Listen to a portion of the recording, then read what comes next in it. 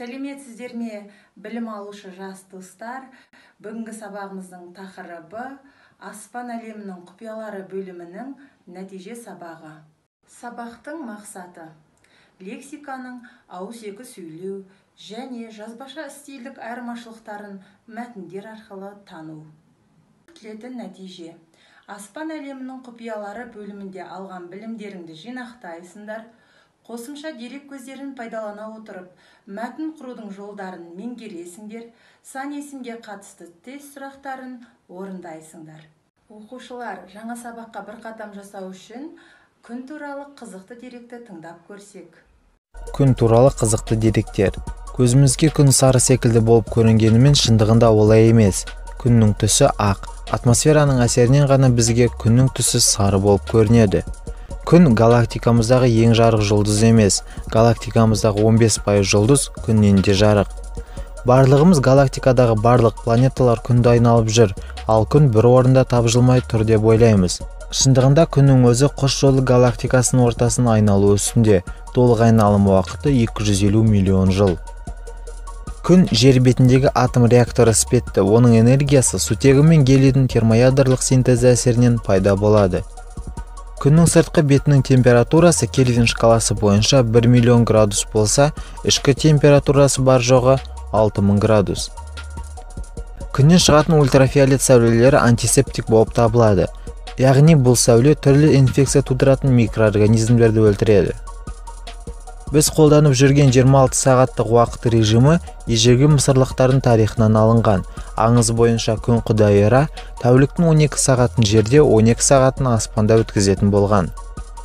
Ғалымдардың айтуынша күн 4-5 миллиард жылдан кейін жоқ болады. Күн алдымен ұлғайып, қасындағы планеталардағы барлық тіршілікті жояды. Содан соң бірте-бірте сөне бастайды. Оқушылар, күн туралы қызықты деректермен танысып шықтық. Ендеше оқулықтың 166 бетіндегі екінші тапсырмаға назар аударамыз. Ой моншақ әдісі арқылы өтілген тақырыптарға ауызша шолу жасайсыңдар. Біз осы тарауда аспан әлемі жайлы өттік. Күн бізге сары түсті болып көрінгенімен, бірақ ол ақ түсті. Күн денеміздегі инфекцияны өлтіріп, дәрумені жарық және жылу береді. Күн жүйесінің ортаңғы аспан денесі, жерге ең жақын жұлдыз. Ол қызған газды шар. Сондықтан күннің сәулесі дүние жүзіне жарығын мен жылуын береді. Күн таңертең көкке көтеріліп жерге өз жарығын төгеді. Күн жердегі жарық пен жылудың негізгі көзі. Күн жерден орташа алғанда 150 миллион километр қашықтықта орналасқан.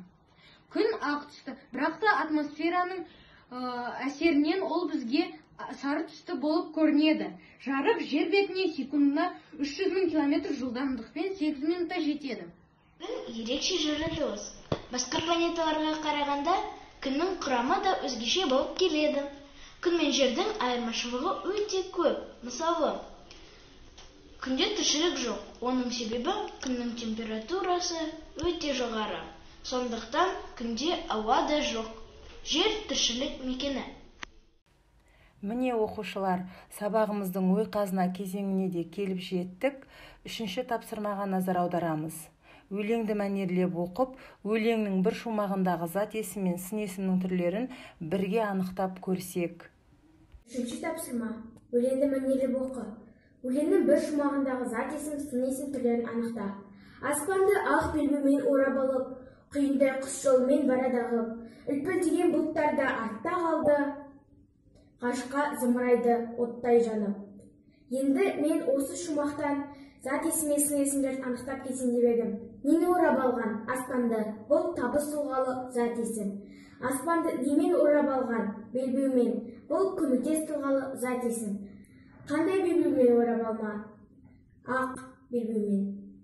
Ақ ол сапалық негізгі дара сын есім болып келеді. Нелер артта қалды? Бұлттар. Бұл зат есім. Қандай бұлттар?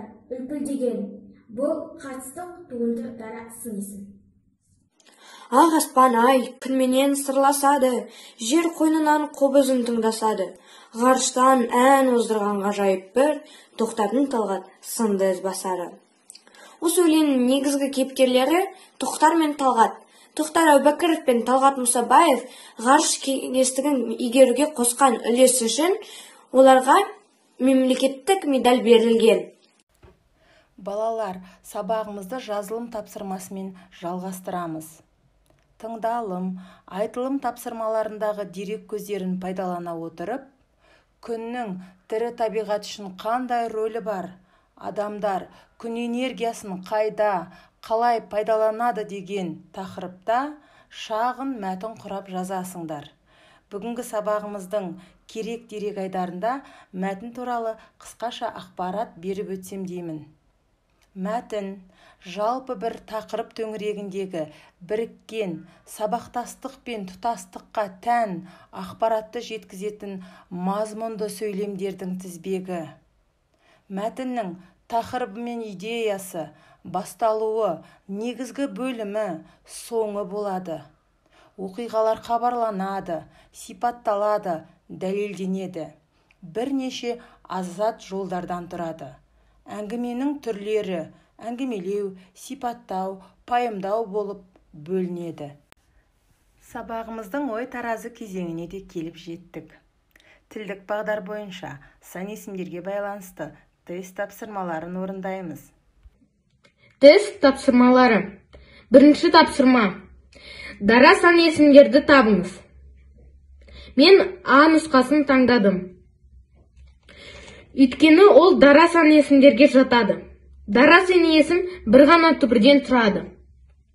Ал басқа нұсқалар күрделі сан есімге жатады. Тест тапсырмалары. Екінші сұрақ. Емлеге сай жазылған сан есімді табыңыз. Менің жауабым С нұсқасы. Себебі цифрмен жазылған сан есім дефис арқылы жазылады. Үшінші сұрақтағы менің жауабым Д. Өйткені ол жерде күрделі сан есімді тап деп айтылған, ал күрделі сан есім 2 немесе одан да көп түбірден құралған. Төртінші сұрақ. Сан есімнің мағынасына қарай неше топқа бөлінеді? Менің жауабым ол Д. Сан есім өзі мағынасына қарай 6-ға бөлінеді. Олар: есептік сан есім заттың нақты санның есебін білдіреді. Сұрақтары: қанша, неше. Реттік сан есім заттың санын ретін білдіреді. Нешінші деген сұраққа жауап береді. Жинақтық сан есім заттың жинақталған санын көрсетеді. Сұрағы нешеу. Топтау сан есім заттың санын топтап көрсетеді де нешеден, қаншадан сұрақтарына жауап береді.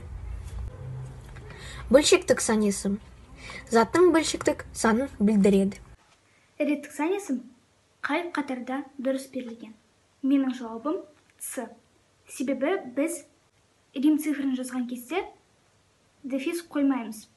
Бірінші сөзін жазған кезде біз інші жұрнағын жалғамаймыз. Біз ай мен жылды жазған кезде дефис қоймаймыз.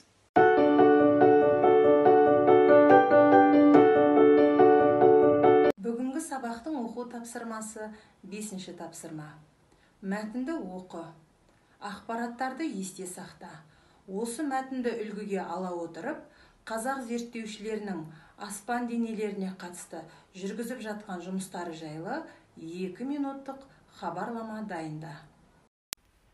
Бүгінгі сабақтың материалдарын толық түсіндім, білдім дегендеріңіз шабыт аралына белгі қойсаңыздар болады. Бүгінгі сабақтың тапсырмаларын жартылай түсіндім дегендеріңіз күмәндану аралына белгі қойыңыздар. Бүгінгі сабақтың тапсырмаларын түсінбедім, сұрақтарым бар дегендеріңіз төмендегі байланыс құралдарына жолдасаңыздар болады. Назар қойып тыңдағандарыңыз үшін рахмет. Біз біргеміз.